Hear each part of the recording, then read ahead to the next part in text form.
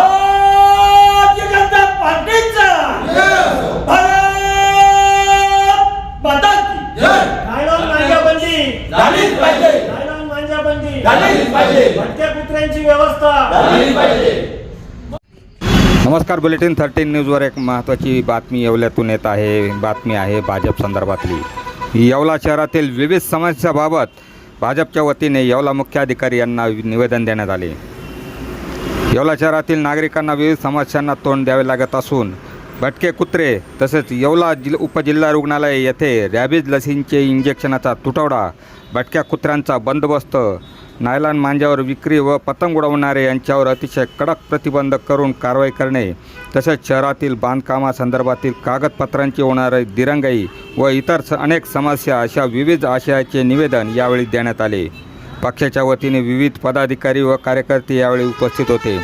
Bulletin 13 न्यूजसाठी Vilas Kamble, Yeola. Bharatiya Janata party Yeola शहर व तालुक्यातर्फे नगरपालिकेचे मुख्याधिकारी साहेबांना आज निवेदन देण्यात आले व त्यांना 2 दिवसापूर्वी जी भटक्या कुत्र्याच्या माध्यमातून एका बालिकेवर जीव घेणा हल्ला झाला, तसेच अनेक नागरिकांवर जीव घेणे हल्ले झालेले आहेत. याच्या अगोदर त्याच्या संदर्भात त्यांना विचारणा केली.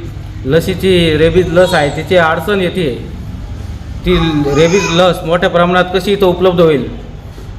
या भाजपचे नेते गिरीश भाऊ महाजन असत किंवा गणेश भाऊंनी व समीर समदड्या भाजपचे सर्व पदाधिकाऱ्यांनी त्या मुलीसाठी उपजिल्हा रुग्णालयामध्ये सुविधा उपलब्ध करून दिली. त्याचप्रमाणे नगरपालिकेच्या हद्दीमध्ये जी लोकांची घरकामासाठी परवानगी लागते तिला डिले होतो, विलंब होतो आहे. तो विलंब न लावता पटकन त्यांना परवानगी दिली पाहिजे. त्याचप्रमाणे ज्यांचं घराचं काम पूर्ण झालं त्यांना पण पूर्णत्वाचा दाखला दिला पाहिजे.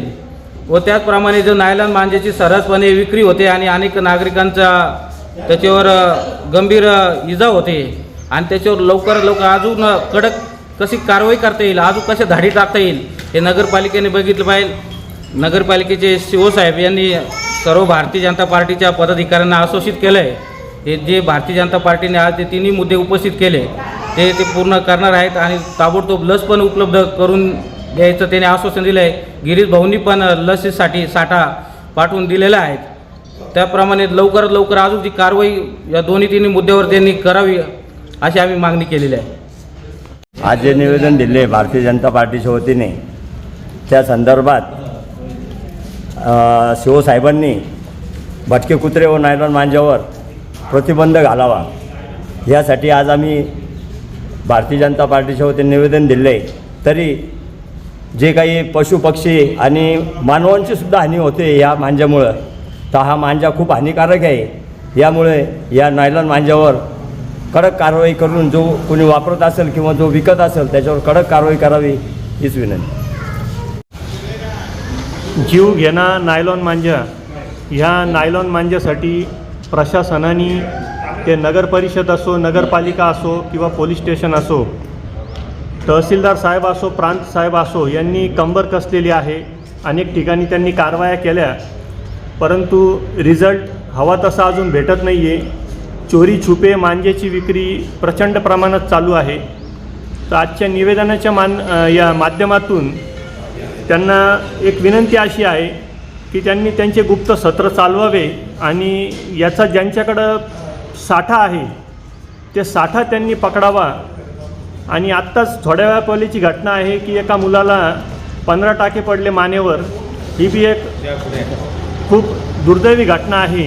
तर मी या माध्यमातून मी येवल्यातील शहरवासियांना विनंती करतो की नायलॉन मांजा वापर टाळावा आणि इतरांचे सुद्धा आणि आपले सुद्धा प्राण वाचवावे. धन्यवाद. येवलेकरांच्या मागणीनुसार सर्व भारतीय जनता पार्टीच्या कार्यकर्त्यांना सर्व येवलेकरांनी अगदी कळकळीने सांगितलं की येवल्यात 3 दिवसापूर्वी भटक्या कुत्र्यांनी एका लहान चिमुरडीवर हल्ला केला व हल्ला केला असताना तिला अगदी फाडून हे केलेलं आहे तिचं. तर तिला दवाखान्यात नेलं असता त्या दवाखान्यात लस उपलब्ध नव्हती.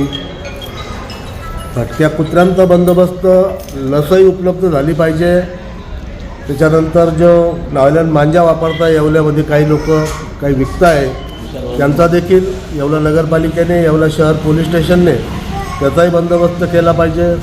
गावात स्वच्छता राहिली पाहिजे. विशेषतः जे नागरिक घर बांधतायत त्या घराची परवानगी व ज्यांनी अगोदर बांधलेलं आहे त्यांना कंप्लिशन सर्टिफिकेट ह्या सर्व गोष्टी ज्या आहे ह्या नगरपालिकेने उपलब्ध ताबडतोब करून दिल्या पाहिजे.